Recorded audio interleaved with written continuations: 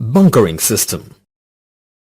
A typical bunkering system on any ship consists of manifold connection on deck, manifold valves, sampling unit for taking samples, temperature and pressure gauges, pipelines, line valves, storage tanks, settling and service tanks, and transfer pumps. Before bunkering, only those valves must be opened for the tanks which are bunkered. All other valves must be shut. For example, if we are bunkering in one port and one starboard, the following valves must be open: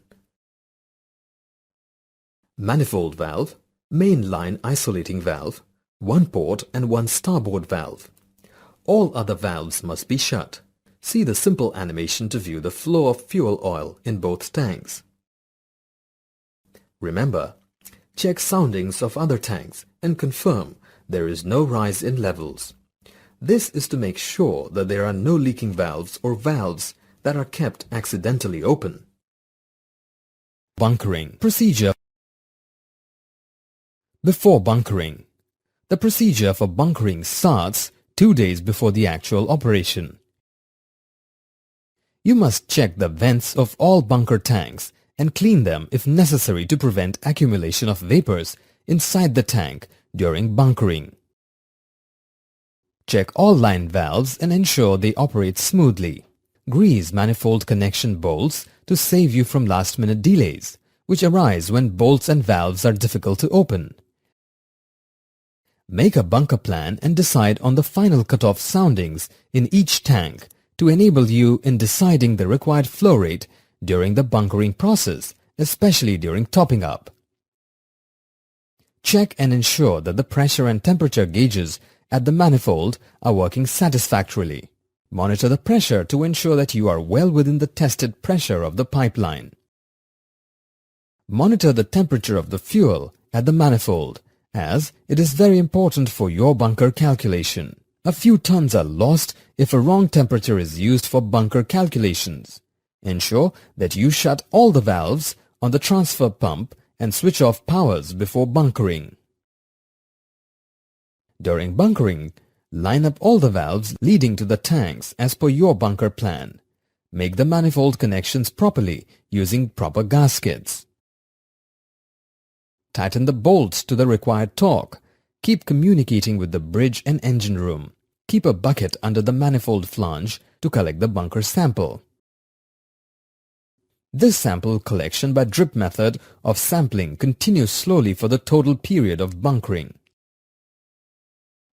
This ensures that you collect a representative sample of the entire quantity bunkered sent for analysis. Request bunker barge to start pumping slowly. Make a thorough check for leakages from flanges and pipes. Ensure that oil is filling up the tanks that you have lined up and is not filling up any other tank. This can be done by feeling vapor exhausting from the vents. Confirm by taking actual soundings of the filling tanks. Once confirmed, request the barge to increase the pumping rate as agreed upon initially. Monitor the pressure and temperature during the entire bunkering process. During final top-up stage, request the barge to decrease the flow rate to prevent undue overflow from vents. All the overflow pipes provided at the top of tanks lead to the overflow tank.